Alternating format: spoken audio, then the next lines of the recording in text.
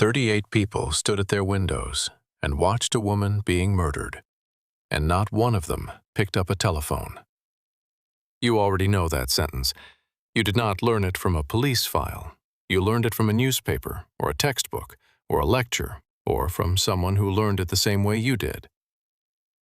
It is wrong, not exaggerated, not simplified, wrong in most of its particulars, and it has been demonstrably wrong for decades.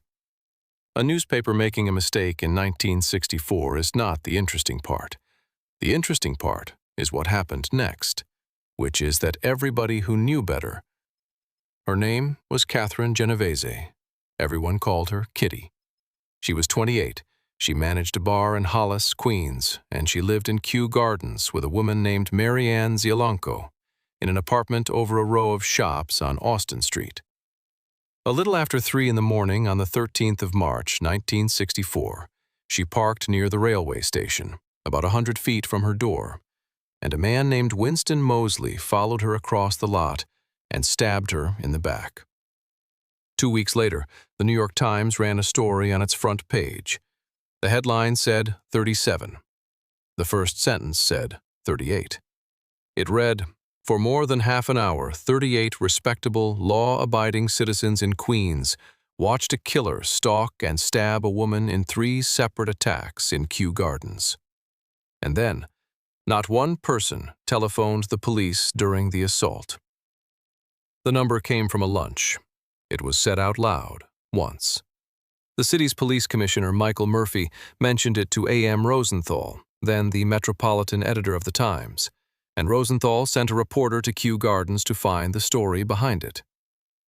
No list of 38 names has ever been produced. Not by the police, not by the district attorney, not by the newspaper, not by anyone. In 60 years. There are 3 claims packed into that famous sentence: that there were 38 witnesses, that they watched the murder, that they did nothing. In 2007, 3 researchers went back to the trial transcript of Winston Moseley and to the court documents around it, and tested all 3 claims against the evidence. All 3 failed. So this is not an episode about a murder, and it is not about apathy. It is about a mechanism with a strange property. The science built on this story is largely sound. It has been replicated for 50 years. It describes something real about you. And it stands on a foundation that was false. And the field repeated the false version for 4 decades, in textbook after textbook, each author copying the last. Which is, if you look at it directly, the exact behavior those researchers were studying. 2 things to hold on to before we go in. There is a woman in this story who heard the screaming and ran toward it, and whose name was left out of the newspaper article entirely. And there is a number from a laboratory in the 1950s, a number almost nobody quotes, that describes people like her. We will come back to both at the end. Neither of them means what you are about to assume. Start with what the court heard, rather than what the country read. Moseley attacked twice, not 3 times.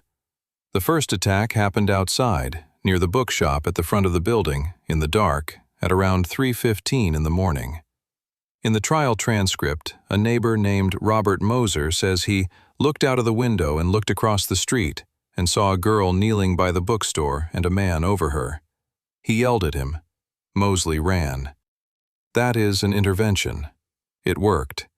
It is also the point at which the famous story quietly rearranges itself, because in the retellings, the shout from the window becomes evidence of indifference rather than evidence that someone acted. Genovese got to her feet. Badly hurt, walking slowly, she went around the corner toward the rear of the building, trying to reach her own entrance. And in doing so, she walked out of the sight lines of every apartment overlooking Austin Street. About 10 minutes later, Moseley came back, found her in a vestibule at the back, behind a door, out of view of the street entirely, and killed her there. He raped her. He took $49. Nobody watched that. It was not possible to watch it. 5 people from the apartments overlooking Austin Street were called as witnesses at the trial. 3 had actually seen Genovese and Moseley together, for moments, at a distance in the dark. One of them, Irene Frost, testified that when she first looked out, she saw two people standing close together, not fighting or anything, and she went back to bed. The assistant district attorney, Charles Scholar, later put the number of usable witnesses at about half a dozen. The last claim, that nobody called, does not survive either. There is a sworn affidavit from a man who was a 15-year-old in one of those apartments that night and who later became a New York police officer, stating that his father telephoned the police station after the first attack. Residents of Kew Gardens said for decades afterwards that calls had been made, and a neighbor named Sophia Farrar, telephoned by another resident, called the police and then did something else. She came down the stairs, alone, into a dark hallway where she had every reason to believe a man with a knife was still standing, and she found Kitty Genovese and held her while she died. Sophia Farrar's name does not appear in the article. Remember her. And there is one more thing, because it changes the shape of the whole night. There was no 911. The number did not exist anywhere in the United States until 1968. In 1964, you looked up a precinct number and called a switchboard, and by many accounts, those calls were not always welcomed. So if it was not apathy, what was it? Because something did happen that night. People heard a scream in the dark, and most of them did not act. That part is true, and it is worth explaining rather than condemning. The first mechanism is called pluralistic ignorance. The definition is precise, a situation in which every individual privately doubts the group's apparent judgment, but assumes, from everyone else's outward calm, that the others know something they do not. Nobody believes it. Everybody thinks everybody else believes it, and so the group behaves as if it were true. Watch it in a laboratory. In 1968, Bib Latane and John Darley sat students in a waiting room to fill out a questionnaire, then pumped smoke through a vent. Not a wisp. Enough that by the end you could barely see across the room. Students sitting alone reported it about 75% of the time. 3 real subjects together, 38%. And when the subject sat with 2 actors told to notice the smoke, shrug, and keep writing, 10%. 90% of them sat in a room filling with smoke, glancing at 2 calm strangers, and decided it was fine.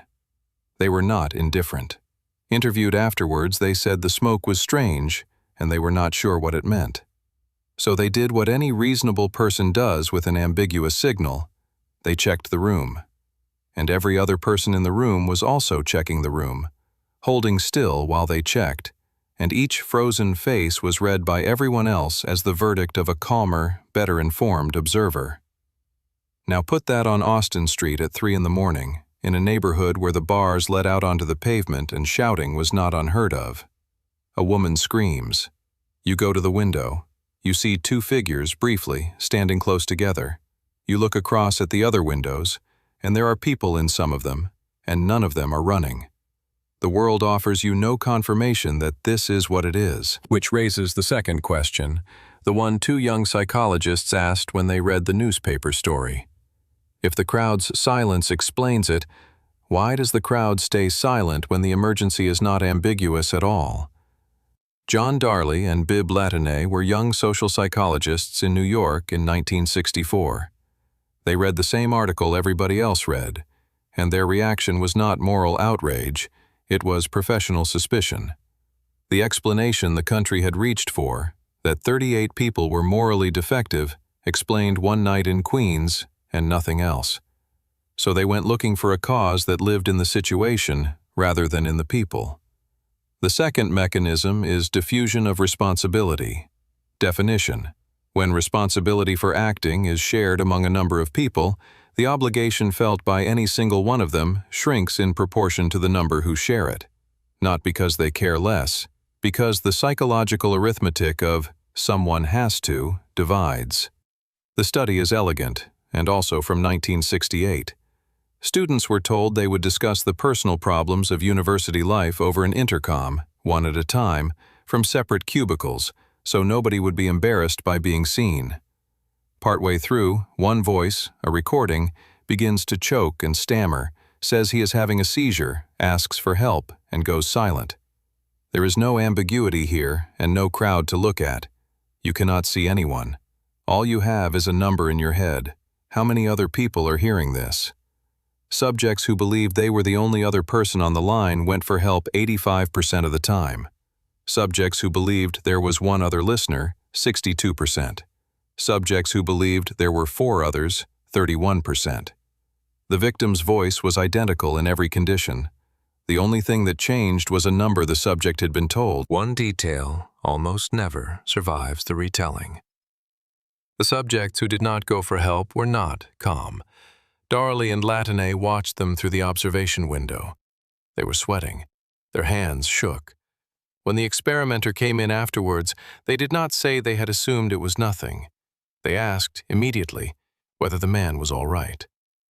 Writing about the Kew Gardens bystanders in their 1970 book, Latané and Darley said the behavior was not helpful or heroic, but that it was not indifferent or apathetic either. That is the finding. Not that people stop caring in a group, that people who are still caring, still frightened, still physically distressed, cannot convert any of it into movement, because the situation has quietly reassigned the responsibility to somebody else. The modern analog is not a crime scene.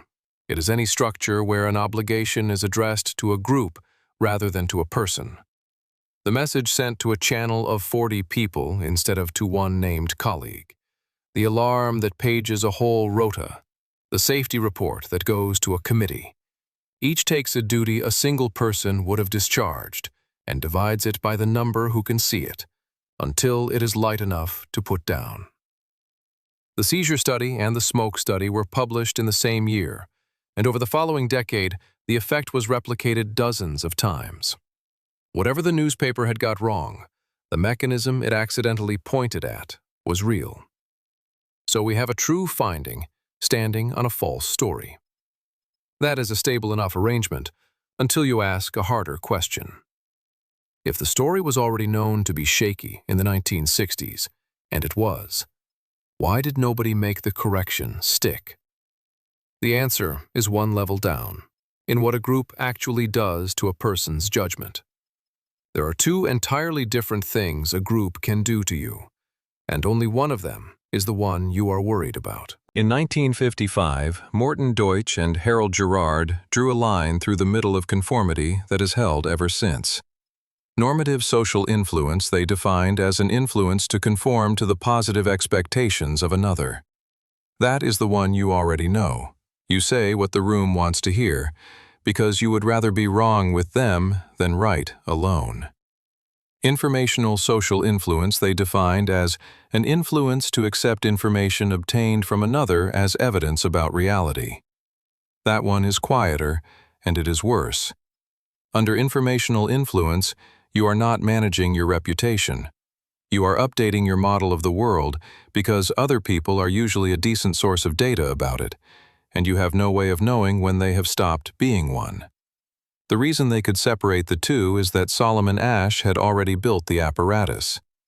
Asch's task is famously trivial: a card with a single line on it, a second card with 3 lines, one of which is obviously the same length. Sitting alone, people get it right more than 99% of the time. Asch sat one real subject in a room with a group of actors who, on certain rounds, all confidently gave the same wrong answer out loud before the subject's turn. Across 123 subjects, the wrong answer was accepted on 36.8% of those rounds.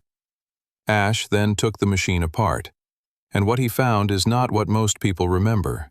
Size barely mattered. One actor giving the wrong answer moved almost nobody. 2 moved subjects about 13% of the time. 3 about 32%. Beyond 3, adding more people added almost nothing. What mattered was not the size of the wall. It was that the wall was unbroken. When Asch planted a single ally who gave the correct answer, conformity fell to about a quarter of what it had been. One other voice. And when that ally switched sides partway through, the subject's errors immediately climbed again. So which was it? Were those people lying to keep the peace, or had the group actually changed what they saw? In 2005, a team led by Gregory Burns at Emory put that question in a scanner. and the popular version of what they found needs handling carefully because it has been retold badly for 20 years. 32 volunteers in the final analysis. Ash's line swapped for a mental rotation task. 2 three-dimensional shapes. Decide whether they are the same object turned around. 4 hired actors played the peer group. Each participant did it twice, once with the group giving answers and once with the group replaced by computers, which is the control that makes the study worth anything. Alone, people got it wrong about 14% of the time. When computers gave wrong answers, error rose to 32%. When people gave the same wrong answers, 41%. There is the social effect, isolated. 9 percentage points that exist only because the wrong information came from human beings. Now, the part usually reported as, "Science proves dissent physically hurts." When participants conformed, the changes showed up in an occipital and parietal network, visual and spatial regions, the seeing machinery, not the deciding machinery. Burns and his colleagues took that, cautiously, as evidence that conformity here was at least partly perceptual, rather than a conscious decision to go along. The debriefing supports it. Only 3.4% of participants reported being sure of their own answer and going with the majority anyway. When participants held out against the group, 2 small clusters lit up. The right amygdala and the head of the right caudate. The authors put those under a heading in the paper reading, "The Pain of Independence," and that heading is where the popular version comes from. What the paper says one paragraph later is this: although the peak activation was highly significant, the spatial extent was small, and so we must view this as a tentative finding. The amygdala cluster was 3 voxels. 3. The authors also note that the amygdala is not a pain organ or a fear organ, that it responds to human faces and social salience generally, and that their threshold was uncorrected. The honest reading is not that disagreement hurts. It is that standing alone registers as significant, and that a very small result got a very good headline. The same caution applies to the study always cited next to it. In 2003, Naomi Eisenberger, Matthew Lieberman, and Kipling Williams scanned 13 undergraduates playing a computer ball game, in which the other players stopped throwing to them, and reported that social pain and physical pain overlap in the brain. It is one of the most cited findings in social neuroscience. It is also contested. Later meta-analyses of the same task have failed to find reliable activation in the region they identified, which lights up during pain, conflict, effort, and attention alike. The overlap may be real. It is not settled. The 4th mechanism is Deindividuation, and it is the one that connects a laboratory to a street. Definition: from Leon Festinger, Albert Pepitone, and Theodore Newcomb in 1952. A state in which individuals in a group are not seen or attended to as individuals, and in which the internal restraints that normally govern behavior weaken accordingly. Philip Zimbardo built it out in 1969 into a theory of what anonymity does to conduct. The cleanest demonstration was not run in a laboratory at all. On Halloween night in 1976, Ed Diener and his colleagues placed observers in 27 houses in Seattle and watched 1,352 trick-or-treating children. At each door, an adult pointed at a bowl, said, "Take 1 piece of candy," and left the room. Some children arrived alone, some in groups. Some were asked their names first, some were not. A child alone who had been asked their name took extra candy about 8% of the time. A child alone and anonymous, about 21. A child in a group who had been named, about 21. A child in a group in a mask with no name given, about 57%. The same bowl, the same rule. Anonymity roughly doubled it. The group roughly doubled it. And the two together did what the two together do. Stanley Milgram, in 1970, wrote about this as a property of cities rather than of people. that urban life delivers more social input than a person can process, and the adaptations we make to survive it look, from outside, exactly like coldness. Not a moral failure, a filter, running as designed. Hold those four mechanisms together. All of them describe what happens to a person inside a room, on a street, in a crowd, in the moment. Every one was measured on individuals in an emergency. Not one of them was ever pointed at the people doing the measuring. In 2007, 3 researchers pointed one at them. Rachel Manning, Mark Levine, and Alan Collins published in American Psychologist under a title that says the whole thing: The Kitty Genovese Murder and the Social Psychology of Helping. The Parable of the 38 Witnesses. They were careful about what they were not claiming. The bystander effect is not fake, and they say so explicitly. Their finding was narrower and more uncomfortable. They looked at 10 introductory social psychology textbooks. The story appeared in every one. In 7, it had its own box or subsection or picture. And all of them gave the impression that Kitty Genovese was killed on the street, in view of her neighbors, while 38 of them watched from their windows for half an hour, and nobody intervened, and nobody called until she was dead. None of that is what the trial transcript says, and the transcript had been in the record since June 1964. This was not the first alarm. On the 20th anniversary, a reporter at the New York Daily News wrote that he had begun to have doubts about how many people saw anything that night. In 2006, a local historian and lawyer named Joseph DeMay published a point-by-point correction of the original article. And in 2016, in its own obituary of Winston Moseley, the New York Times wrote that its 1964 story grossly exaggerated the number of witnesses and what they had perceived, that none saw the attack in its entirety, that only a few had glimpsed parts of it, and that many thought they were hearing a drunken argument. 52 years, and the version in the textbooks stayed the same. Manning, Levine, and Collins gave that persistence a name. They called the story a parable, and they meant it structurally. A parable is not a finding.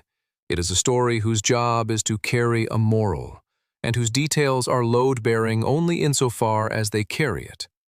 The parable of the Good Samaritan venerates the one who helps while others walk past. This is its inverse: the crowd that will not act, and the individual whose decency dissolves in their presence. Once a story is doing that job, correcting its details feels pedantic, because the moral is what people came for. And there is a small, almost comic detail in their paper that tells you how deep this runs. The line most often quoted alongside the Genovese story is Edmund Burke's, "The only thing necessary for the triumph of evil is that good men do nothing." Burke never wrote it. There is no such sentence anywhere in his work. It appears to have entered circulation by way of a mistaken entry in a book of quotations. A myth about a myth spread the same way. And the reversal is not a rhetorical one. Solomon Asch put a person in a room with a unanimous majority saying something the person could see was false, and found that in about a third of cases, the person went along with it. Then a discipline was handed a unanimous majority saying something the record showed was false, and went along with it, in textbook after textbook, for 4 decades. In 1990, Ronald Friend and his colleagues went through 99 textbook accounts of Asch's own study, published between 1953 and 1984, and found the same drift. The emphasis on conformity grew steadily, and the independence Asch had been at least as interested in steadily disappeared. A review in 2015 found independence had by then almost vanished from the textbooks entirely. The field ran its own experiment on itself, twice, and produced the same result both times, and did not notice. And while that was happening, the world outside was quietly failing to behave the way the parable predicted. In 2020, a team led by Richard Philpott went through closed-circuit television footage of 219 real public conflicts in Amsterdam, Lancaster, and Cape Town. Not laboratory emergencies. Real fights, in real streets, in 3 countries with very different levels of public safety. In 9 out of 10 of them, at least one bystander, usually several, stepped in. And the more bystanders present, the more likely it was that someone acted. Which brings us back to the 2 things I asked you to hold. Sophia Farrar was a neighbor on Austin Street. On the night of the 13th of March, 1964, she was telephoned. She called the police, and then she went down into a dark hallway, not knowing whether the man with the knife was still there. And she found Kitty Genovese and held her and told her help was coming. She was not named in the article that made the case famous. She spent the rest of her life telling people the story was wrong.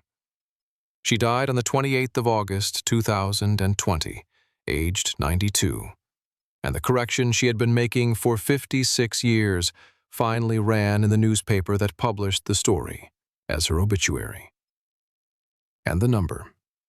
In Ash's experiments, roughly a quarter of the people who sat in that room never once went along with the majority, not on a single trial.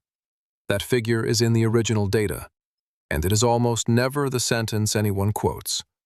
Ash was more interested in them than in the ones who yielded. His paper is not called Studies of Conformity. It is called Studies of Independence and Conformity. And independence is the first word. And when he described the people who held out, he did not describe them as the ones who felt no pressure. He was explicit that the ones who felt nothing were a different and less interesting group. What defined the independence, he wrote, was a capacity to recover from doubt and to reestablish their equilibrium. They doubted themselves. They felt the whole weight of the room. The pressure worked on them exactly as it worked on everyone else. What was different was what happened next, in the 2 or 3 seconds after the doubt arrived. They came back. That is the whole of it. Not immunity, not courage in the sense the word is usually used, which implies an absence of fear. A recovery time. Nobody watched Kitty Genovese die. A neighbor shouted from a window and drove her killer off. Somebody called a police station that had no simple number to call. A woman ran down a staircase toward a man with a knife, and the country decided, on the strength of a figure said out loud at a lunch, that 38 people had stood at their windows and done nothing, and held to it for half a century, because everyone around them was holding to it too. The mechanisms have names: pluralistic ignorance, diffusion of responsibility, informational and normative influence, deindividuation. They are real, they are measured, and they were running that night on Austin Street. They were also running, for the next 50 years, on everyone who told the story.